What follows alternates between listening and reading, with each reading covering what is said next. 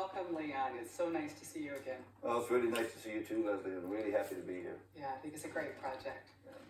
Let's kick it off by having you tell us a little bit about yourself, Okay. where you were born, when you were born, how you grew up.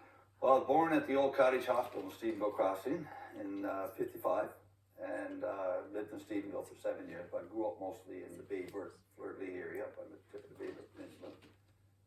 My dad got a job at the mines there. When FK Mines opened in '62, whatever it was. So yeah, so Bay Birth was mostly my old stomping grounds, I used to call them, I guess. And then I went off to university, and I came back for a little while, and went teaching, and came back. So it was sort of, I spent half my life up to now in Bay Birth mostly, and here for the last 27 years I've been in St. John. So I always tell people I'm half Italian, half Canadian. So. The perfect blend. Yeah, perfect blend. But I hedged my bets. I married Italian. There you go. There you go. What kinds of things did you excel at when you were growing up? Oh God, trick questions. Well, I was a tough student. I was always one of the tough students in class, and I enjoyed history. My favorite subject. Tom Ryder was my history teacher, and really loved him. He was really good. So I really enjoyed school. I played a lot of sports, every sport that you could offer basically in the town. But for a town like Bay Birth, which was a fairly small town, 3,500 people back in its heyday, because it was two mines, they had all these recreation facilities that they contributed. So we had far more than most for a town of our size would generally have. But we had, most of the key sports facilities that you could want. So I played a lot of sports, and I excelled in, I wouldn't say excel, I was very good at competitive swimming in the summertime, and soccer and basketball. So that was my sort of three big sports. And but so I was, good at that. And but like I say, school and sports, that was it growing up. That's all we did basically, because there wasn't a whole lot of else things to do in a small town, No, but you certainly made use of everything that was available to you. So what kind of future had you planned for yourself? What kind of what? Future. Oh, well, I always tell my girls, my daughters, I gotta have goals in life. So one of my goals has always been to live to be 100 and healthy, and travel the world a bit when I retire. So that's, but I've been working for 42 years now, I think, something like that. So and I'm 65 this December. But I still plan to work till I'm probably around 70 as my sort of retirement date. But I don't know. I mean, I feel good about what I do. I love what I do. I still enjoy going to work in the morning, and I love the people I work with and the cause I work for and the people I help. So as long if I can keep doing that and I enjoy doing it, well, let her go. So you said you went to university. What did you study for? What were you? Initially, I went to university late because when I graduated high school, I didn't. My first year at university, I went to university. I was 16. I was, too young. Socially, I couldn't handle the social side of things, so I flunked out my first year. And then I went to trade school and did an electrical course. And of course, they were graduating these students. That's when they had all this boom in trades colleges around the province. So I was the first graduating class, one in Bay Birth. And I had a job at IOC 2 months before I graduated. They went on strike for 6 months, so that job was gone. Then I worked at the mines of Bay Birth for a year, just doing maintenance, and I got bored with that. I went out west to Kitimat, worked with Alcan Aluminum, and I was there 7 months. They went on strike, so I wasn't destined to be an electrician, I guess. I came home and I got a job with the Recreation Commission, just working at the ice rink, trying to figure out what I was going to do with my life. But then anyway, I was 24. I was manager then. That for 4 years, and then at 24 I went back to university, and I did a conjoint degree in education, physical education, and then later on, back in '95, I graduated with my master's in educational administration. Yeah. So a teacher you would be. A teacher I would be, and it was funny because it was not a career that I ever really thought about. Although I had great respect for teachers, I didn't really ever see myself as a teacher. So I just sort of, you fell into it by mistake, and whatever you find out, where your heart is, what you love to do. So, but the fact was, I only taught for 7 years because my hearing got bad, and then I had to retire from teaching. So unfortunately, So tell us about the disability. How did the disability come Well, out? it was really funny because, not funny, I can look back on and say it's a little bit funny, but at the time it was a bit scary. I was in my 4th year. I was in summer school, and it was a Friday afternoon at 3 o'clock. all I was thinking about was going to the Breezeway, have a beer, of course. Like, it's the end of the week, right? And wasn't paying too much attention to the prof. And then I looked up at him, and I noticed he was talking to somebody over there. They were saying something back. And he talked to somebody over there. They say something back. And I realized I couldn't hear sound. And I'm like, what's going on with that? So I knocked on my desk, you know, like, still couldn't hear anything. So at that point, I realized I was deaf. And so anyway, class was just about finished. I finished class and went to the clinic on campus, and they sent me to the old Janeway down in Pleasantville, where they tested them at the audiology clinic. And so when they came out to test, the audiologist wrote me a note, 2 words. He said, "You're deaf." And I'm like, okay, I know I'm deaf, but I'm in my 4th year. I'm studying to be a teacher. I need to communicate. Fix it. And he wrote me another note. He says, "We can't fix it." And I'm like, well, what the heck am I supposed to do? You know? And he said, well, you go home and wait, and in a couple of weeks it'll resolve itself one way or the other. And I said, well, this was all written, of course, like everything, but what does that mean? Well, he said about in the 33% of the cases, your hearing will be fully restored. In 33% of the cases, you will get some hearing back that might be useful with hearing aids. And in 33% of the cases, you will be deaf for the rest of your life. So at the time, I happened to be proctor of a pond, Burton's Pond, you know, a building, a residence with 100 students, and you were supposed to keep the noise down. Well, party hardy for a couple weeks, so I couldn't hear anything. So anyway, so about 3 weeks after, one Saturday morning, I was reading a book, and I realized I could hear something. And so I looked up, the TV was on, I could hear it, but I couldn't understand it. So anyway, Monday morning, back to the clinic, they did testing, and they said, yeah, we think, you know, you've got some hearing back, so hearing aids could be useful. So they took the molds and impressions, then you had to wait a couple of weeks, you had to go, get sent away, come back. And when they put them on, I heard everything he said to me, right?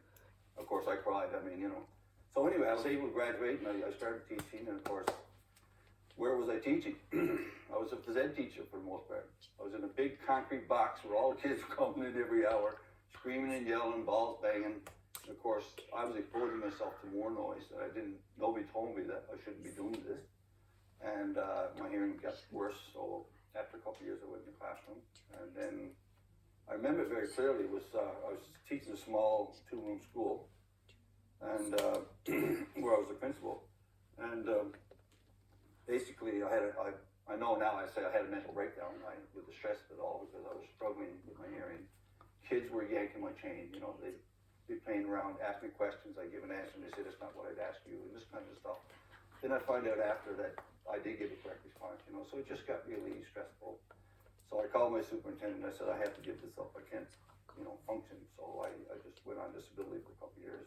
That's when I went back and did my master's in administration, thinking I'd become a school principal. Because one-on-one I could function very well. It was just, you know, when you're in loud noise, background noise, that kind of stuff, classrooms. So while I happened to be there, one day, just I was finishing up my master's degree, I was getting my checkup with a new audiologist, and Dr. Parrott, and she asked me a question that changed my life completely. She said, have you heard about this group of support, you know, people support people with hearing loss? I said, no. She said, there's the Canadian Hard of Hearing Association, you know, so you might want to go down and have a chat. So I remember I went down one Friday afternoon, I was there 4 hours. I walked in, and the founding president, Dr. Nora Brown, who became my mentor, was there. And she sat me down for 4 hours, Friday afternoon, and let me talk, cry, you know, whatever, vent my fears about my life and all that kind of stuff. And she said something to me that guided me to this day. She said, Leon, I know you've been through a tough time, and you've got an uphill battle, but she said, in my experience, the best way to help yourself is to help others. So she said, why don't you become a volunteer with us and help others, and then you help yourself, and you see where it goes. So that's what I did. And it was really funny, because I was volunteering for a little while. I got on the board, I became president, all within a year.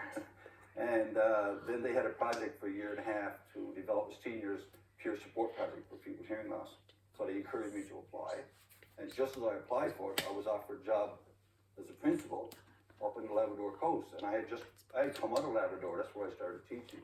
And guess what? Here I am, I think 26 years later. I'm still in the chair with the Hard of Hearing Association as the executive director, and a job I've enjoyed immensely ever since, you know. So it's been a sort of a strange journey to get where I've been, and how I've I've come to work in the disability sector. But in my mind, I think it's probably the best thing that could have ever happened to me. So Dr. Nora Brown was the pivot for. She was an amazing lady. Everybody who knew her was just, couldn't believe that such a big heart that she had. I mean, she started the association when she retired as a physician. She was she came here from England originally, but she grew up with hearing loss herself. So she had lots of funny stories about, living with hearing loss back in the days, especially being a med school. She was one of the first women in Britain that I think at the time would even the female be a doctor, let alone somebody with hearing loss. But she just had a never say die attitude, and she, we had the Harvey Road fire, we lost everything, and everybody was ready to throw it all down, and she said, no, we'll just rebuild. So she started from scratch, and, they got office space in the old post office building downtown shortly after that. That's when I arrived on the scene. And so, it's interesting, and she told me 4 or 5 years after, she said, Leon, she said, you were the one I was waiting for to show up and take over from me. Right, so I thought that was pretty nice of her to say that, but but it was, but she was getting quite elderly at the time, and she was, I think, in her 80s at that point, and she was ready to hand the reins off. So I guess I came along at a good time. So you arrived into the middle of people with disabilities, specifically people experiencing who live with hearing loss, seeking information, support, perhaps some guidance, and very quickly moved from there to running a project, to working, and then very quickly thereafter to being executive director, so providing leadership to the organization, stepping into the role of community advocate, disability advocate. So how did you find that switch? How did sort of the leap into advocate, because it wasn't very long where you started trying to figure your way out to where you're really taking. Well, I was very lucky because I had people like Leslie McLeod and Mary Ennis and Mary Reid and Maura Buchan and a few of those, and Joanne McDonald and people like that who were really well respected in the disability community. And so they were like the old hands at this point. I came along, I was a rookie, older rookie, but I remember my first meeting very clearly. It was at the hub on Mary Meany Road. And when I first walked in, I'm looking around like, where do I go?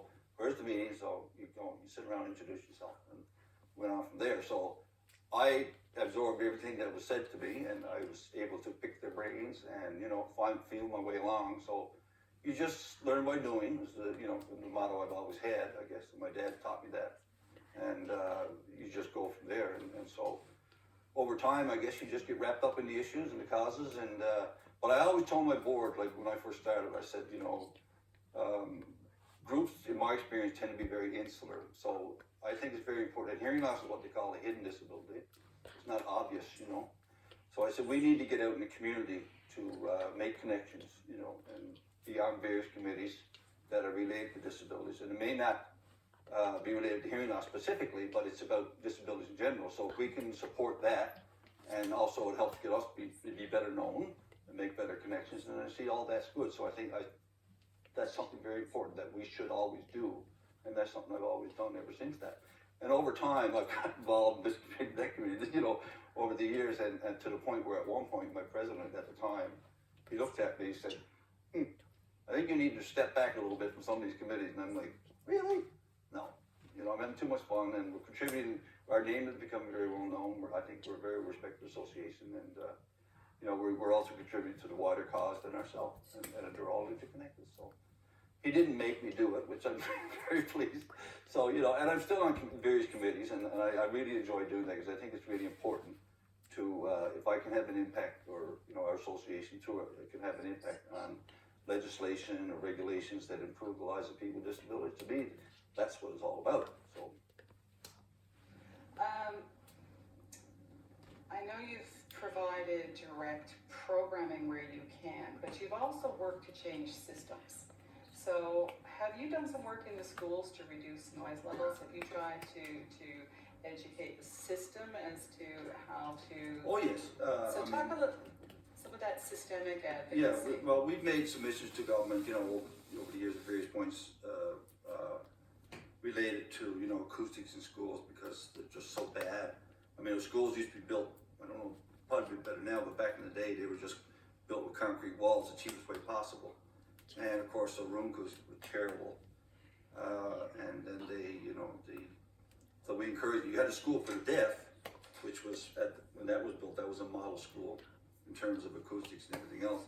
But the regular school for people with hearing loss, it was really not a very good place for them to be.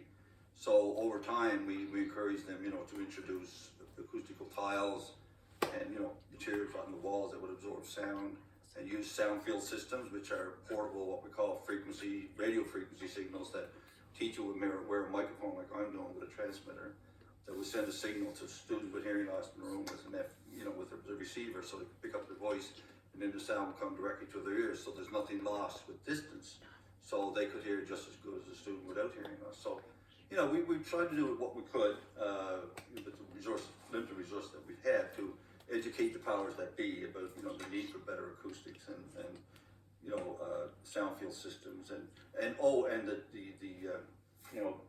the balls on the chairs, like they look like tennis balls, but they're actually specially made balls that don't break down, because regular balls, when they bust them, they smell like rotten eggs. They're terrible. So these are specially made acrylic balls that don't break down and smell, and they're thicker rubber. So you put them, there's a slit on them, you put them on the bottom chairs, and that reduces all this scraping noise that you get in the classroom. I mean, you've got 30 kids in the classroom with chairs like this, and they're scraping on the floor. There's no carpet because they took all those out for health reasons. So a terrible environment for background noise. So once the students identified with hearing loss, so what we did, we started a program to the I think it takes 12 dozen balls to get all the chairs and tables covered in the classroom. So if a child was identified with hearing loss, we donated the balls to the school, to the classroom, so that we get all this background, and they work fantastic. In fact, they work so well. Teachers with kids that had no hearing loss were coming to us and saying, "Can we get a set too?" Because it contributes to the overall classroom acoustics. So much better. Kids are more focused. They're more attentive. There's less. You don't have to raise your voice. Strain on your voice as a teacher, shouting, talking all day over noise. So then we started a program where we would actually sell them to schools if they wanted them for classrooms kids without hearing loss, just to help with the acoustics. So things like that. So we identified needs. We just tried to do a program, and we still have that program. But at this point, a lot of schools actually have these now. School councils went out, bought enough for the whole school. That kind of thing, right? So could you consider that one of your? It's a good success story, and then we started doing actually hearing screening for newborn infants. We donated all the special diagnostic screening units for all the birthing hospitals in the province over a number of 4 or 5 years. That was like $100,000 of specialized equipment that if we didn't donate it, they didn't have it because they weren't testing children. So, but we know statistically there's a certain percentage of children that are born with hearing loss, and the earlier identify them and get intervention, the better for their speech and overall development. So we bought I think 8 of the 10 birthing hospitals that needed them at the time. We bought the equipment, and now I think 90% of newborns are screened at birth. So, and the funds that you used to purchase those were the funds that you generated through your social marketing? We do a lot of fundraising. We get a very, very, that's another one of my favorites. We get an annual grant from the government of $15,800, and when I first started it was $18,500, so we've actually gone down, and every new minister comes in for responsible for disabilities. I meet with them, explain our position, and ask for more money. They say we don't have it. And I say, well, change how you distribute it to some criteria that's fair to everybody, instead of this historical funding, which means political favor and influence, or that's the way we've always done it. And it didn't make sense to me. It still doesn't. You give one group $1 million, another group $15,800. So anyway, that's a battle that still continues, and as long as I'm there, that's a battle I'll continue to fight. But I said to my board many, many years ago when I first started, I said, if we want to grow, we're going to get our own money and do our own fundraising. So that's when we started the Dream Home Lottery, and it worked great, and just continued to grow, and we were able to get more and more money from it, and add more staff, more programs, So it just continued to grow for like 20 years straight, and like I said, the last 5 years it's more or less plateaued because economy has sort of gone downhill a bit, and plus it's almost like saturation. You can only sell so many tickets. We have a small population, and but it's been a very popular lottery, and it accounts probably for, it gives earned income to us about 95% of our overall annual budget. So without it, we just wouldn't exist. So yeah, it's been hugely successful, and but like I said, in the last few years now, we know we're over reliant on one source of funding, so we're trying to diversify. So we started a couple social enterprises, and where one is we manage lotteries, ticket sales for other lotteries for a fee, and we started an online speed trading program because we can only do 12 at a time, and it's an 8-week course, and we can only do it here, so that means people in rural Glen couldn't access, but now you can access them anywhere in the world. And we started selling hearing assisted technology because we were doing loans program, which was one of our most popular programs, and so we were doing everything but selling it. So we said, well, why not try to sell it and make $1? So we don't make a lot off it, but it's more of a service than anything else. But it's proven very popular, so it's good. It would be fair to say that people with disabilities face employment discrimination, would it not? No, very much so, because I lived through it personally, and until it happened to me, I didn't really realize what people with disabilities had to put up with. The unfairness and discrimination, all those kinds of things. But when I lost my hearing and my teaching degree, of course, I had 2 university degrees. I had a college degree, and I was working on a master's, and so I was thinking, I should be very employable. I could communicate well, I thought, I could hear well with my hearing aids. And back in the day, at that time, when you were applying for work, like you send out an application, it was customary to get a letter back saying thanks or no thanks, that kind of thing. But you got a letter. So in a 2 or 3 month period when I was looking for work, as I was finishing school, I sent out 70 letters. And I rather naively looked back on it and said that, well, I have hearing loss and I have hearing aids, but I can communicate well, so. But I just felt it was good to be upfront about it. And I never got one response, not one. And my employment counselor said, look, don't say anything about your hearing loss. I want you to send out hearing loss. I want you to send out 5 more applications. Don't say anything about your hearing loss, just to see what happens. So I sent out 5 letters. I got 3 responses and 1 job interview, right? And I never mentioned my hearing loss. So that to me was proof positive that discrimination exists, and it really opened my eyes in terms of what people with disabilities were facing, especially people with maybe more challenging disabilities. That hearing loss on its own, because like I said, with the technology I could hear fairly good, but I was mobile and I had my vision and all those kinds of things. So then I started to think, well, people with other disabilities must be really behind the 8 ball. And of course, my work over the years, as I got more and more advanced, in my career, it became very obvious to me about, how much discrimination actually exists for people with disabilities and employment issues. And it still does, to a large degree. And employers now hide behind it's like safety issues. We can't employ you because it's a safety issue. And I say, that's absolute nonsense. But that's the kinds of things that you're dealing with. People, you got a disability. A lot of employers, they just don't want to bother with it. They just see it as too much of a burden or too costly or whatever. I don't know. But study after study has shown that people with disabilities are eminently employable. They make much better employees. They tend to stay longer, have less sick time, more productive. So, but it's challenging to get that message through to people. And, but that's where, like, firsthand I had that discrimination. And it didn't make me feel very good about things. And I guess it was part of the reason why, as I got employed in the sector, that I decided to get involved in the wider community to try to contribute, to make things a bit better for people with disabilities in general, not just those with hearing loss. So that brought you to advocacy tables to try to change. Yeah, and that led to my involvement in a whole host of committees over the years.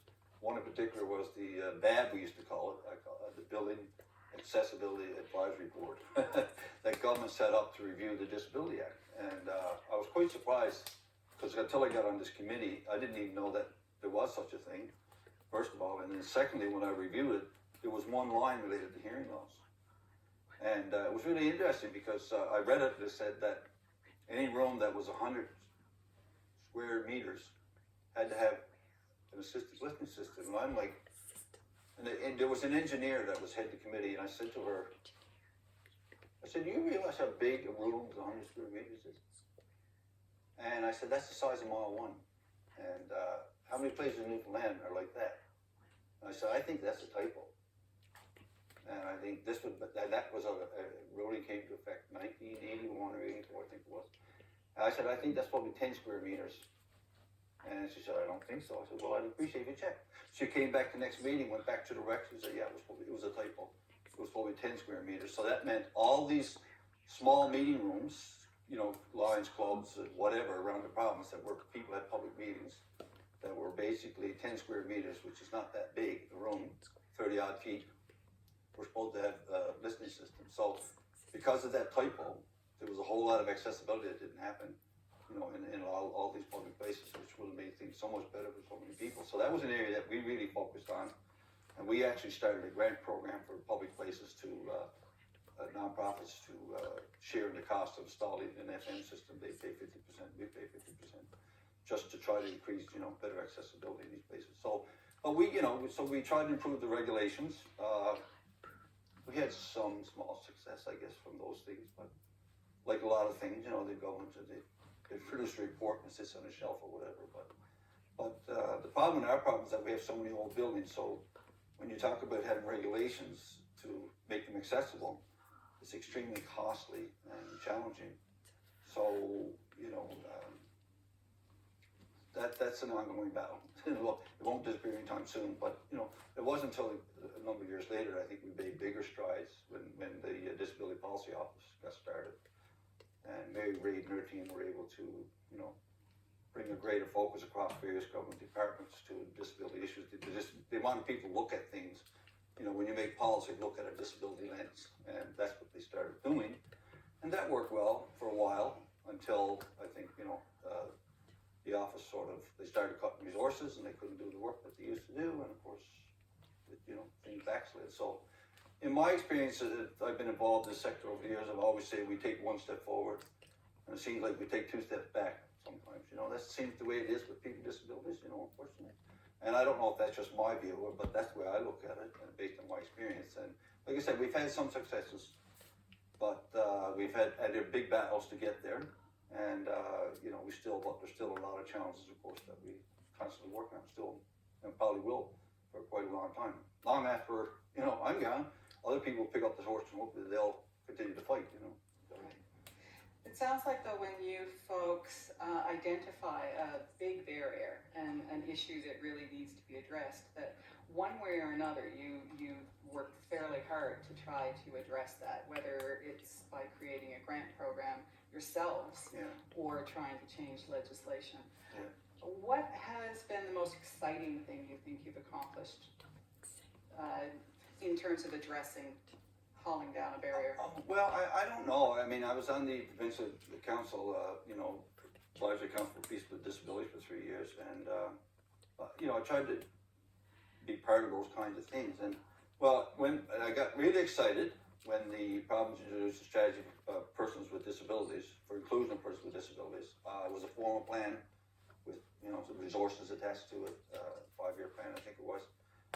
But that was, you know, to my mind, at the time, it seemed to be a singular achievement because it sort of highlighted, I guess, in a very public way, a lot of the issues that groups like ours and individuals with disabilities, you know, fought to try to change, reduce the barriers in society, and just make things better. And it was a long time coming. And I remember, you know, very clearly when the minister first talked about it, I said, you know, with this plan, you're really raising the hopes of the disability sector. And I said, please don't fail to follow through, because if you don't, you're going to set our sector and our battle back 20, 25 years, because you're raising our hopes up so much with this. And it's something we fought for so long. And then there was meetings and consultations, and then it was like a period of, I don't know, a couple of years, nothing seemed to be happening. And then finally, the minister took bull by the horns, new minister, and I'm sorry I can't give his name, I'd like to give him credit, but he was a lovely man, and he really, you know, fought with and worked with the, you know, Disability Policy Office, I think, to make this plan real. And even then, I mean, it was something, it wasn't perfect, but at least it seemed to be something that tried to address some of the systemic issues that existed for people with hearing loss. Slowly, I think improvements are being made, but we still have, you know, despite that sort of one success, I'll call it, with caveats, but it was something, I think, that sort of highlighted the disability community, the struggles that existed for people, and actually tried to have government, you know, put things in place to try to remove some of the barriers for people, you know, with disabilities. So it had some success, but it could have been a lot more, you know. What positive changes do you think have been the most positive that you've been involved with? Systemic changes now. I don't know. We've talked about a lot of them, I think. I don't know. I think we've helped raise, in the public's eye and in government's eye, the need for people with disabilities, the barriers that exist. Because up to that point, I'll say 25, 30 years ago, I don't think anybody was paying any attention to disability issues at all, or people were trying in a very small way and never had much resources to work with.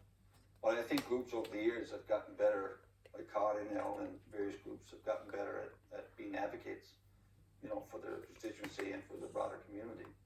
So I think we've slowly raised that level of awareness and understanding of what it takes to try to be inclusive of people with disabilities in our society. And I think we've gained a lot more support generally from individuals within government and society, but as a system, it still hasn't changed that much because the government is an entity, big entity that operates a certain way, and it's very hard to affect change unless it comes right from the top, I find. And so while there's great people in there that work on policy and all that kind of stuff, they're often constrained by the higher ups, I think, in a lot of ways. And so, like I said, I think we've made some progress in raising general overall awareness in society as a rule, but again, we still have a long ways to go. The systemic change is still required. Yeah. So, what are your biggest disappointments?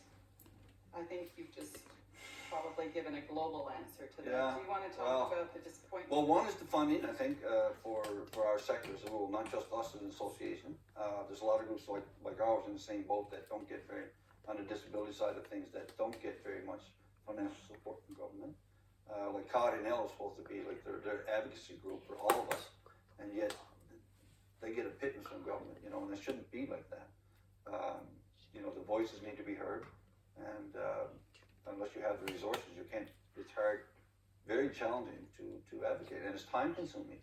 And of course, you know, a lot of groups, you're still trying to deliver a program of service to your constituents, so it's hard to do it all, and you know, when you're split in so many different ways. So it'd be great if we could hire, say, one person to be, their title would be advocacy coordinator, you know, and work on advocacy issues, and meet constantly with people to try to, you know, educate and affect change and all that kind of stuff.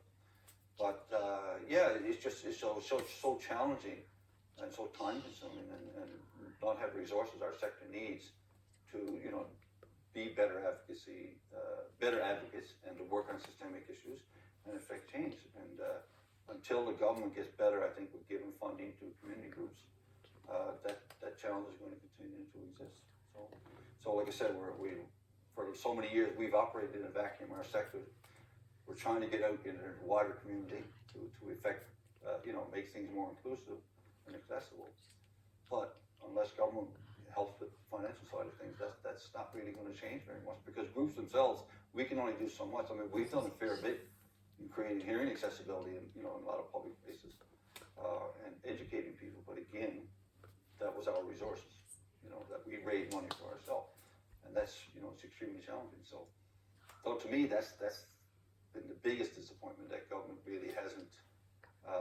And the second piece, the one was the finance, and the other piece would be how they've let the plan that we had for inclusion and accessibility, like I said, initially came out with great fanfare. There was a flurry of stuff for a little while, and then it just seemed to, you know, fritter away or disappear slowly, kind of thing, so that hardly anybody talks about it anymore, the plan, or what's happening with, you know, the DPO. And you know, that office has been in disarray now for a number of years. They've gone through, since the original executive director left, Mary Reid, I mean, they've gone through 2 2 or 3 or 4 temporary people. They hired somebody that didn't work out for various reasons. I don't know what it was, but now they're hired often again. So, but again, the resources for the office itself were slowly taken away. So it's not just about the executive director, but that person provides direction, but they got to have the staff to do the work too, right? Just like we do. So that's my point, is that government just, they pay lip service to people with disabilities, but they really don't do what needs to be done in any significant way on a continuous basis. So that would be the 2 big things for me, you know. I mean, you know, like I said, we've had successes on the policy level and legislative level to some degree, and you know, we're slowly making inroads, but a lot more needs to be done. One of the big issues in terms of, you know, not creating or inclusion for people with disabilities happened at Moore University back, I think it was 2015, around that time, I'll say, when, you know, the professor wouldn't wear the microphone to transmit her voice to the student wearing the receiver so they could hear properly. And of course, that blew up and created, you know, students were protesting, and COD led the charge, and people got, our organization was part of that, of course, obviously, because of hearing loss. And, you know, we met with the president, myself and my president met with the president at the time, and had a chat. And, you know, he promised that they were going to do something. Well, you know, after things died down a bit, they said they were going to do a study or whatever, you know, study the whole thing and produce a report, but that took almost 2 years. And in the meantime, they invited me to be on their Inclusion and Accessibility Committee for the university.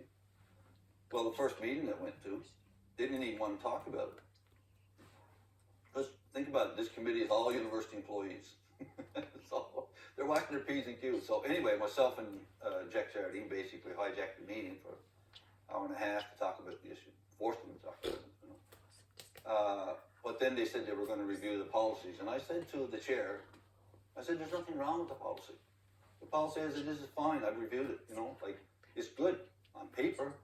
But if you don't follow through and force the professors and staff to follow it, well, it's worth nothing. And you can revise the policy all you want.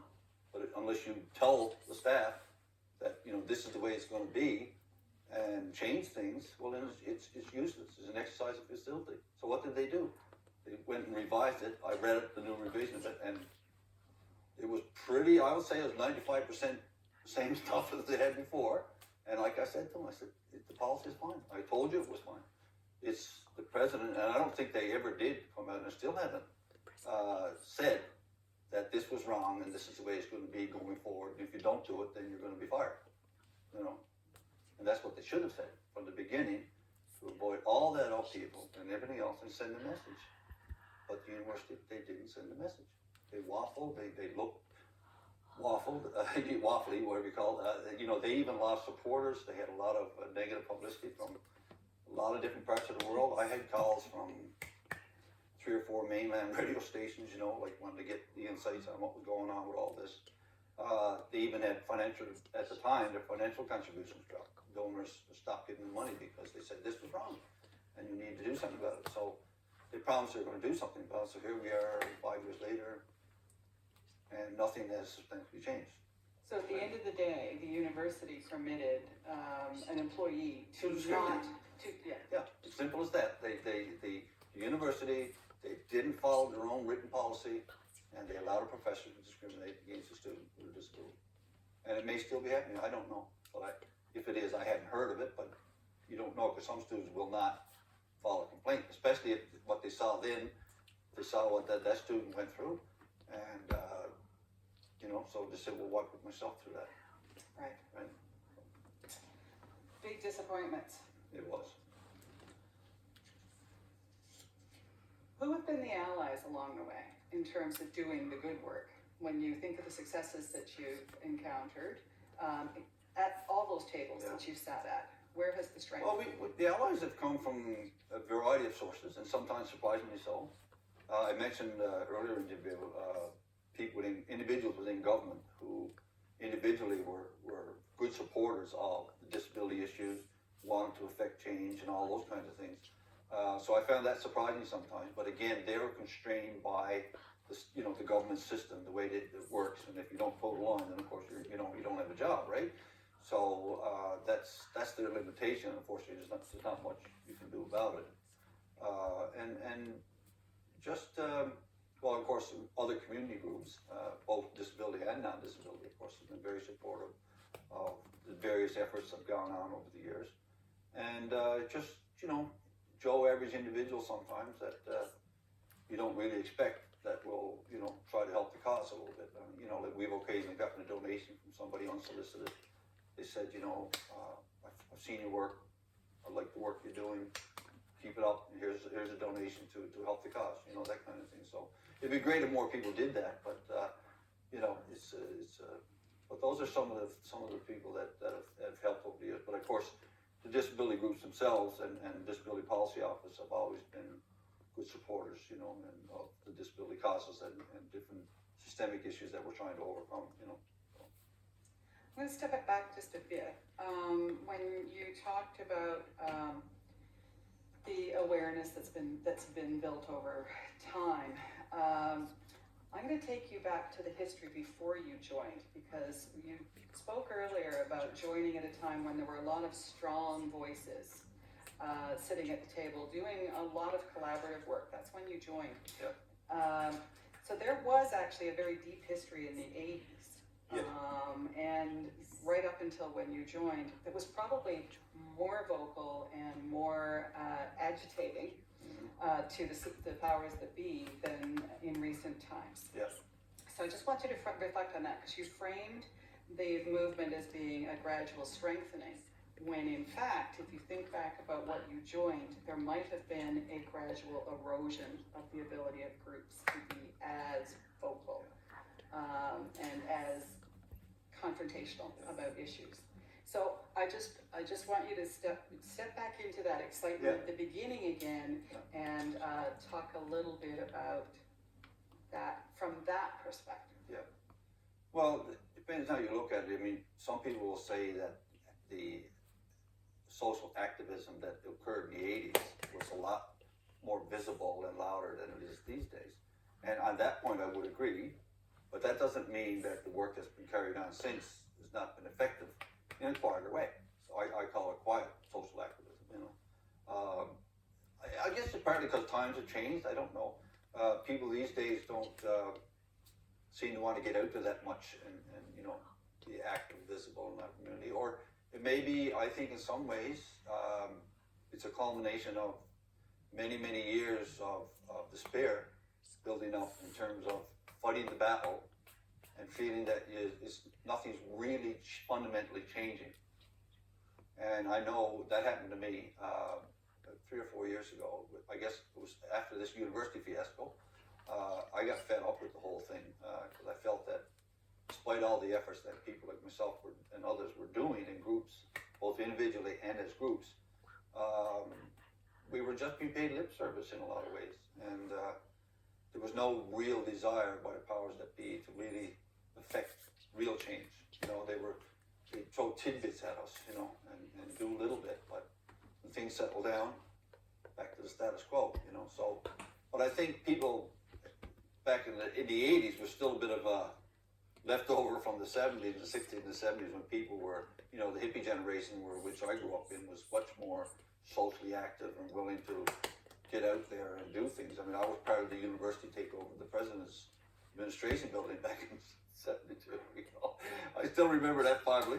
And when the female student got killed on the Parkway, and we the students walked out in support and got the overhead walkway built.